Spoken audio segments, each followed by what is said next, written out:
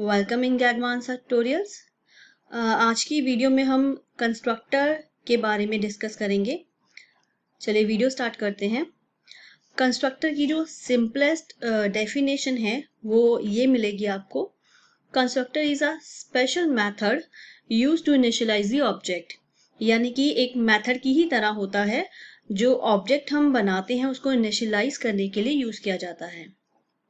अभी के लिए हम इस डेफिनेशन को छोड़ देते हैं। सबसे पहले जो कंस्ट्रक्टर का बेस है वो हम समझते हैं, वो क्लियर करते हैं। उसके बाद आपको ये सारी डेफिनेशन समझ में आ जाएगी। चलिए कंस्ट्रक्टर का एक बेस कि कंस्ट्रक्टर क्या है, एक्चुअल में क्या काम करता है, किस तरीके का होता है, वो सारा बेस क्लियर कर लेते हैं।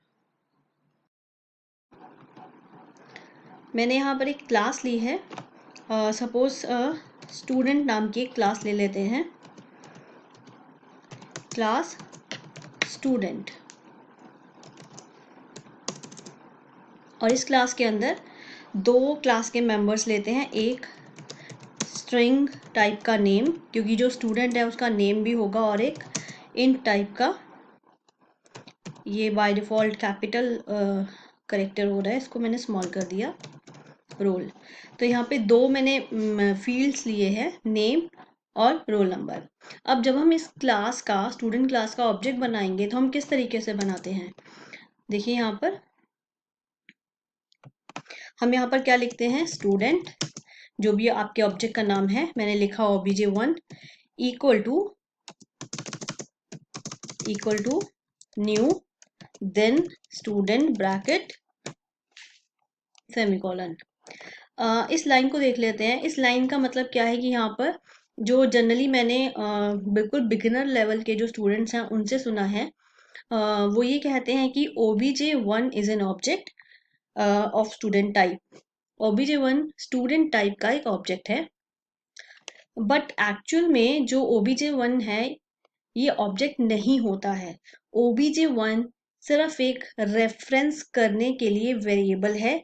ऑब्जेक्ट कहीं और बना है, एक्चुअल ऑब्जेक्ट कहीं और रखा हुआ है, ये उसको रेफर करने के लिए एक नाम है।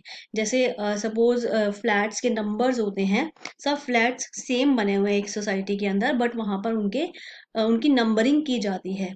तो वो एक रेफरेंस नंबर होता है, एक पर्टिकुलर फ्लैट है, उसको रेफर करने के लिए, एक्सेस करने के लिए हमारे पास एक नंबर होता है। सेम वैसे ही यहाँ पर ऑब्जेक्ट्स कहीं और है मेमोरी के अंदर। जो obj1 है ये सिर्फ एक रेफरेंस वेरिएबल है, एक नाम है। क्लियर? कुछ इस तरीके से देखिए, ये देखिए सपोज ये जो है ये ऑब्जेक्ट है, एक्चुअल ऑब्जेक्ट है, और obj1 जस्ट इसको रेफर कर रहा है। क्लियर? और ये स्टूडेंट टाइप का है। चलिए आगे देखते हैं। इक्वल टू के बाद जो हम न्यू कीवर्ड यूज करते हैं, न्यू कीवर्ड मेमोरी एलोकेशन के लिए यूज किया जाता है। यानी कि हमने ये तो बता दिया कि हमें एक ऑब्जेक्ट चाहिए, स्टूडेंट टाइप का चाहिए, लेकिन उसको कितनी मेमोरी एलोकेशन होगी, यहाँ पर मेमोरी एलोकेट करने के लिए न्यू कीवर्ड यूज किया जाता है।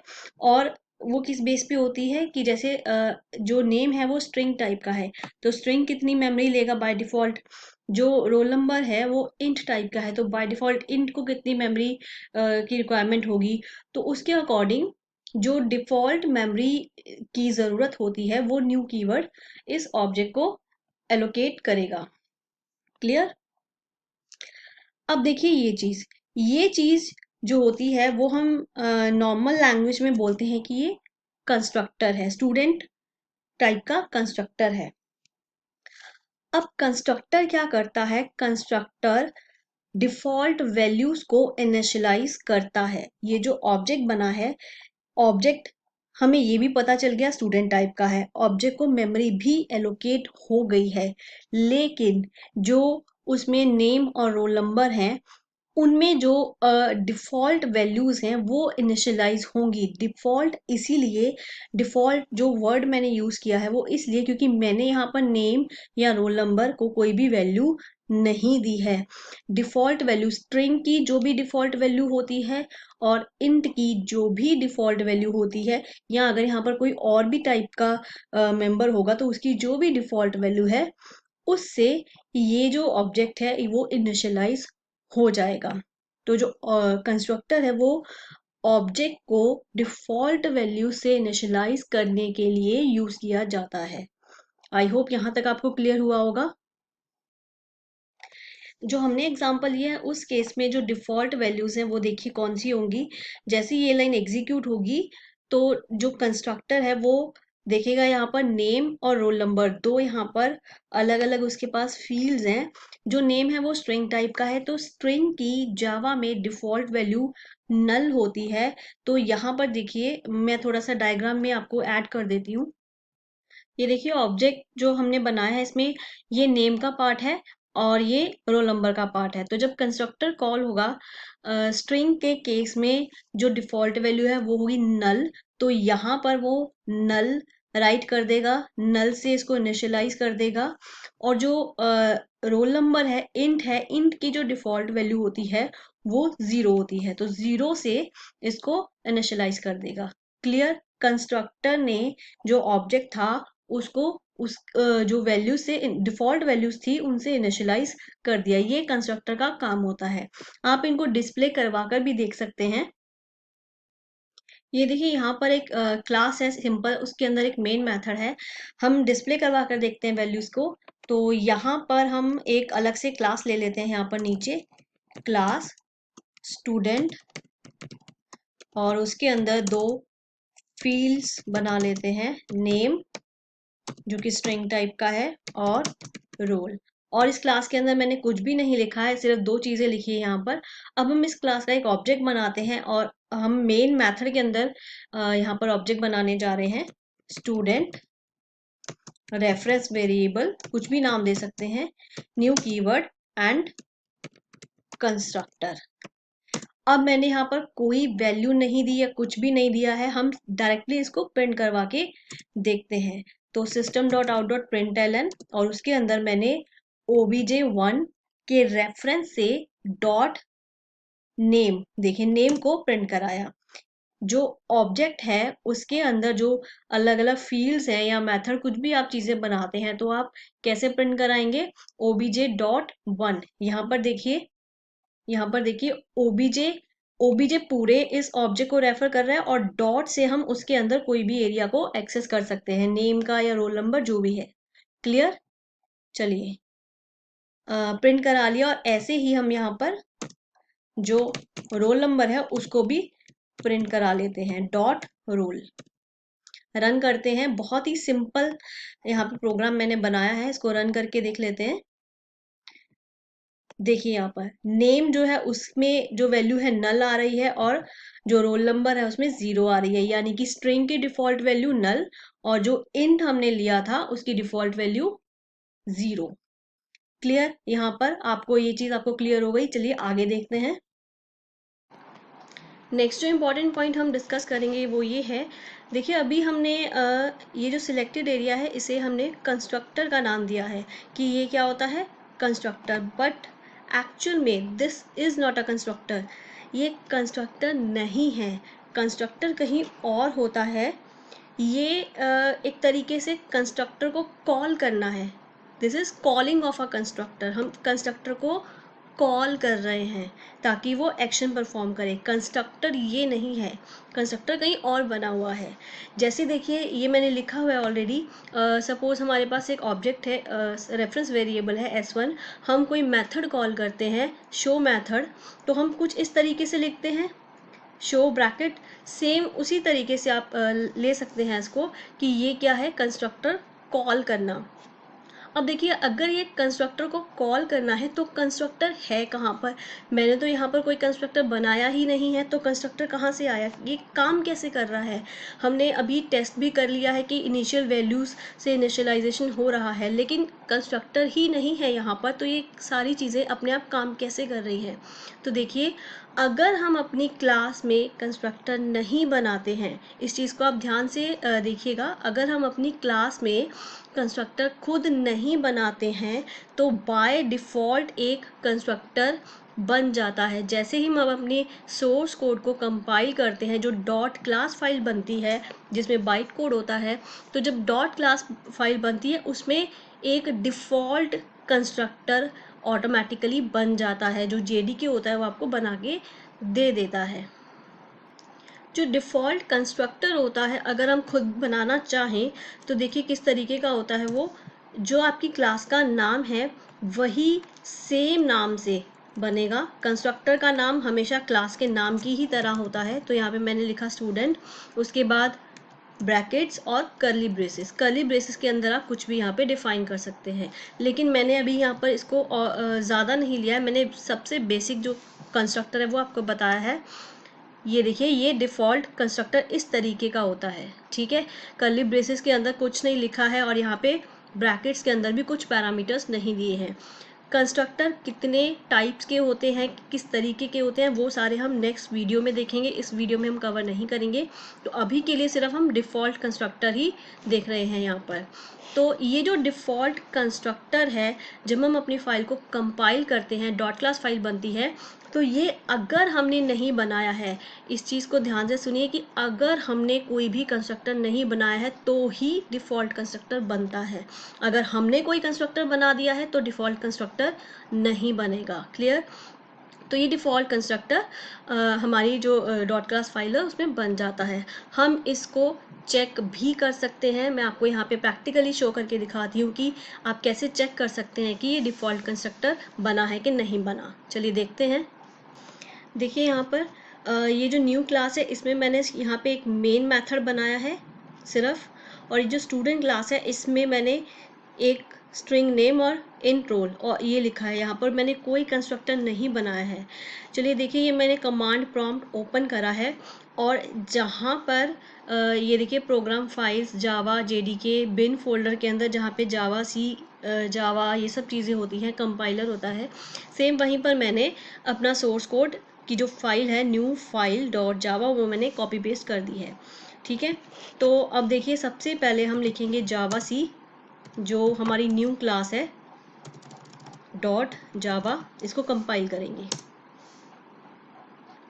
कंपाइलेशन हो गई है, यानी कि ये जो डॉट जावा फाइल जब कंपाइल होगी तो न्यू क्लास डॉट क्लास नाम से एक फाइल बन जाएगी जिसमें कि बाइट कोड होगा। और क्योंकि हमारी इस फाइल में दो क्लासेस हैं, एक ये न्यू क्लास, तो न्यू क्लास डॉट क्लास एक फाइल बनेगी और दूसरी क्लास कौन सी है, स्टूडेंट, तो स्टूडेंट डॉट क्लास दूसरी फाइल बनेगी। दो क्लास फाइल्स बन जाएंगी।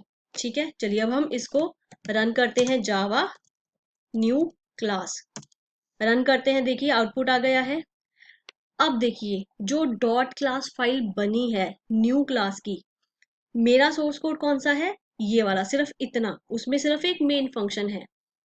हम उसको देखते हैं कमांड से। कमांड का नाम है जावा पी। जावा पी कमांड से उस क्लास में जितने भी जो मेथड्स हैं वो सारे आपको पता चल जाएंगे, और भी काफ़ी चीज़ें होती हैं इसके अंदर। इसको कमांड को मैं डिटेल में नहीं बता रही हूँ, मैं आपको सिर्फ कंस्ट्रक्टर दिखा रही हूँ। तो मैंने यहाँ पर लिखा न्यू क्लास, ये देखिए compiled from new class dot जावा, और यहाँ पर देखिए ये चीज़ आ रही है, मैं सिलेक्ट करके आपको दिखा रही हूँ। ये आ गई। इसके अंदर जो ये लिखा पब्लिक स्टैटिक वॉइड मेन, जो मेन फंक्शन था वो तो मैंने बनाया था, लेकिन ये ऊपर देखिए क्या आ रहा है, ये चीज़ पब्लिक न्यू क्लास ब्रैकेट। ये मैंने अपनी जो सोर्स कोड था मेरी फाइल में, वो मैंने कुछ भी नहीं बनाया था। ये जो चीज़ है, this is the default constructor. जब आपकी फाइल कंपाइल हुई थी, डॉट क्लास फाइल बनी थी, तो उसमें बाय डिफॉल्ट ये बन गया था। क्लियर? यही चीज़ जो हमने अभी डिस्कस करी थी कि अगर आपने अपनी फाइल क्लास के अंदर कोई भी कंस्ट्रक्टर नहीं बनाया होता है तो बाय डिफॉल्ट डिफॉल्ट कंस्ट्रक्टर बन जाता है। और ये देखिए, ये आपको यहाँ पे प्रूफ भी दिख रहा है इस चीज़ का। हम अपनी स्टूडेंट क्लास में भी इसको एक बार चेक कर लेते हैं, क्या स्टूडेंट के अंदर भी डिफॉल्ट कंस्ट्रक्टर बना है। यहाँ पर देखिए मैंने कोई कंस्ट्रक्टर नहीं बनाया है। चलिए ट्राई करते हैं।